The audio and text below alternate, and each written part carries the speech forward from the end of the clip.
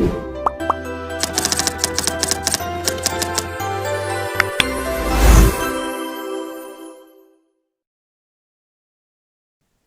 Assalamualaikum warahmatullahi wabarakatuh. Perkenalkan, nama saya Fuji Aprian M dengan NIM 241011017 kelas IK 24A.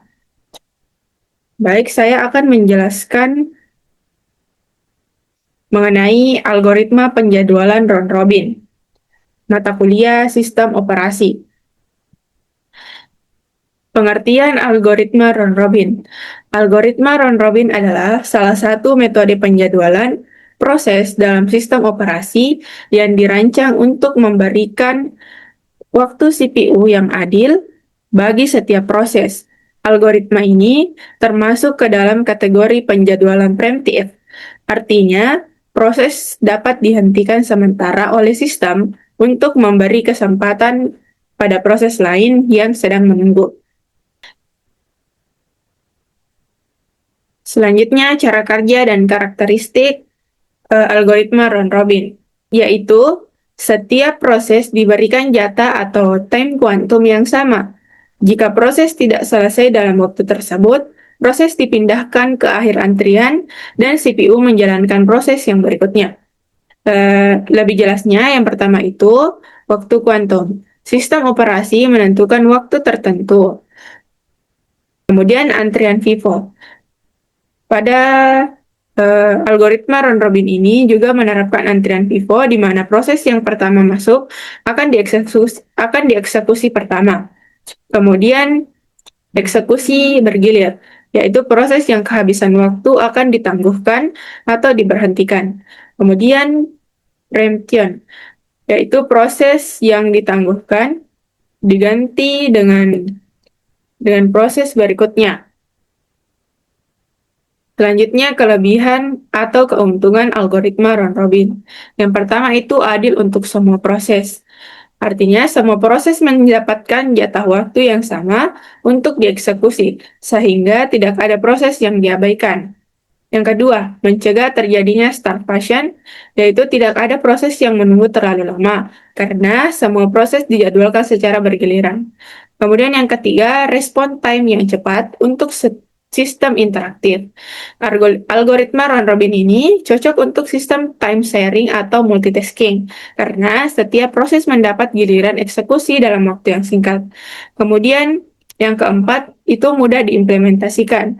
Struktur antrian atau queue yang digunakan sangat sederhana sehingga implementasinya mudah dalam sistem operasi. Kemudian efisien untuk beban kerja yang seragam. Jika semua proses memiliki waktu eksekusi atau burst time yang relatif sama, maka pair atau pekerjaan bekerja secara efisien.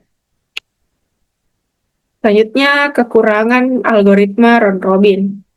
Pertama itu pemilihan quantum time yang sangat krusial. Nah, jika kuantumnya itu terlalu kecil, maka CPU akan sering berpindah proses atau context switch, menyebabkan overhead yang tinggi. Sedangkan jika kuantumnya terlalu besar, maka algoritma ini mirip dengan algoritma FCFS dan waktu tunggu bisa menjadi lama. Yang kedua, overhead tinggi karena context switch atau berpindah proses. Setiap kali CPU berpindah dari proses satu ke proses yang lain, perlu waktu untuk menyimpan dan memulihkan status proses. Kemudian yang ketiga, waktu tunggu rata-rata bisa tinggi. Artinya proses dengan burst time yang pendek tetap harus menunggu proses lain secara bergiliran. Yang keempat, tidak efisien untuk proses berat. Jika proses membutuhkan waktu eksekusi lama, proses tersebut akan terus di-preempt sebelum selesai, sehingga menambah total waktu penyelesaian. Yang kelima, kurang optimal dalam throughput. Karena seringnya context switch dan pembagian waktu yang merata tanpa memperhatikan prioritas, throughput sistem bisa menjadi menurun. Nah, selanjutnya kita masuk ke soal algoritma round robin. Pada tabel ini terdapat 6 proses. Proses pertama sampai proses yang terakhir dan memiliki burst time masing-masing dengan quantum time-nya itu 3. Baik, kita akan membuat Gantt chart-nya untuk penjadwalan, kemudian menghitung completion time dan waiting time serta turnaround time. Kemudian kita akan menghitung rata-rata waiting time dan turnaround time-nya seperti rumus yang diberikan ini. Next. Nah, ini adalah Gantt chart untuk penjadwalan ini. Nah, kita masuk kepada proses yang pertama. Nah, proses yang pertama ini memiliki burst time yaitu 6, di mana 6 ini lebih besar daripada quantum time-nya sendiri. Jadi proses yang pertama ini hanya berjalan sebanyak 3, yaitu sampai 3 mili detik yang ketiga. Nah, proses yang pertama ini masih memiliki sisa burst time yaitu 6 dikurang 3 sama dengan 3. Kemudian masuk ke proses yang kedua. Proses yang kedua ini memiliki burst time yaitu 4, di mana 4 lebih besar daripada quantum time-nya. Jadi, proses yang kedua ini berjalan sebanyak 3 kali sampai milidetik yang ke-6.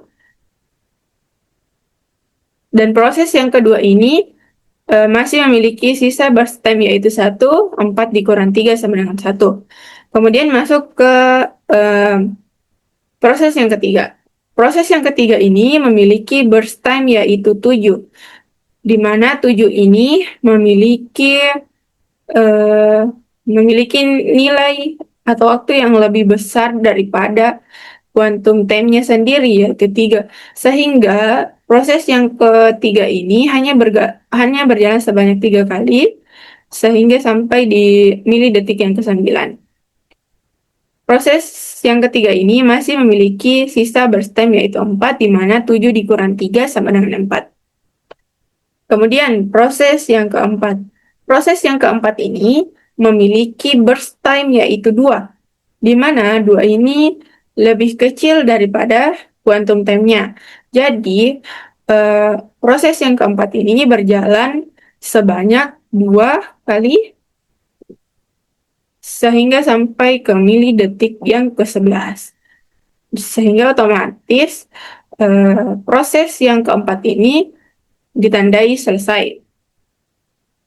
Selanjutnya proses yang kelima.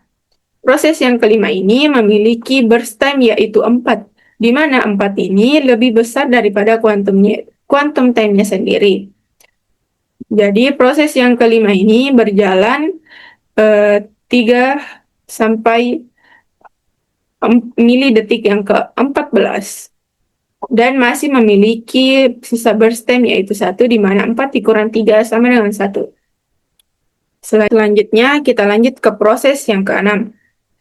Nah, proses yang ke-6 ini memiliki burst time yaitu 3, di mana 3 ini sama dengan quantum time-nya yaitu 3. Jadi, proses yang ke-6 ini berjalan sebanyak 3 kali, sehingga sampai milidetik yang ke-17. Sehingga proses yang ke-6 ini dianggap selesai. Selanjutnya kita menghitung proses yang tidak selesai, yaitu proses yang pertama, sisa burst time-nya 3, proses yang kedua, sisa burst time-nya 1, proses yang ketiga, burst time-nya 2, proses yang pertama, sisa burst time-nya yaitu 1. Nah, kita hitung burst time proses pertama.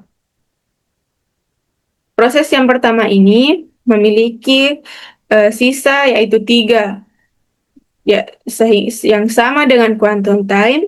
Jadi proses yang pertama ini berjalan sebanyak 3 kali sehingga selesai pada milidetik yang ke-20.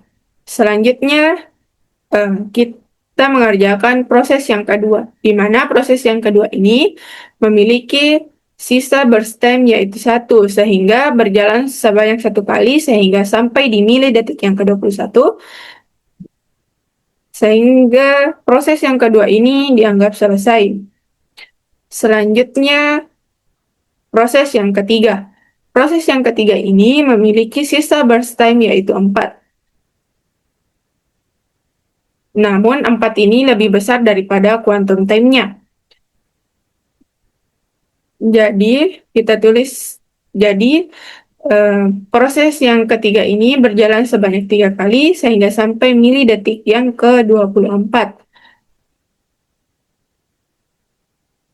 Proses yang ketiga ini dihentikan, kita lanjut proses yang kelima. Proses yang kelima ini memiliki sisa burst time yaitu 1, di mana 1 lebih kecil daripada quantum time-nya. Jadi proses yang kelima ini telah selesai di milidetik yang ke-25. Selanjutnya proses yang ketiga. Proses yang ketiga memiliki burst time yaitu 1, sisa burst time-nya 1, di mana yang 1 ini lebih kecil daripada quantum time-nya. Sehingga proses yang ketiga ini berjalan sebanyak 1 sehingga selesai pada milidetik yang ke-26. Nah, semua proses telah selesai dilaksanakan, di mana proses 1 selesai pada milidetik ke-20, proses kedua selesai pada milidetik ke-21, proses ketiga selesai pada milidetik yang ke-26, dan seterusnya seperti yang saya tampilkan pada tabel berikut ini. Selanjutnya kita akan menghitung waiting time dan turnaround time-nya. Pertama itu kita hitung waiting time-nya, di mana rumus waiting time itu completion time dikurang burst time dikurang arrival time, sehingga didapatkan proses 1 waiting time-nya yaitu 14, proses 2 16, proses 3 17, proses 4 6, proses 5 17, proses 6 7. Kemudian kita menghitung turnaround time-nya, di mana rumusnya itu hasil dari waiting time ini dijumlahkan dengan burst time-nya, sehingga didapatkan hasilnya demikian ini. Selanjutnya kita menghitung rata-rata waiting time dan turnaround time-nya. Nah, cara menghitung waiting time ini, pertama itu kita jumlahkan seluruh hasil waiting time ini, yakni 14 ditambah 16, tambah 17, tambah 6, tambah 17, tambah 7. Mendapatkan hasil 77, kemudian kita bagi berdasarkan berapa prosesnya, yaitu 6. Sehingga 77 dibagi 6, yaitu 12,8. Selanjutnya kita hitung turnaround time-nya. Sama dengan waiting time, kita menjumlahkan turnaround time, hasil dari turnaround time-nya ini, yakni 20 tambah 20, tambah 24, tambah 8, tambah 21, tambah 10, sehingga mendapatkan hasil 103. Dibagi dengan proses yang ada, yaitu ada 6 proses, 103 dibagi 6, yaitu 17,1. Itulah tadi penjelasan mengenai algoritma penjadwalan round robin. Terima kasih. Cukup sekian. Wassalamualaikum warahmatullahi wabarakatuh.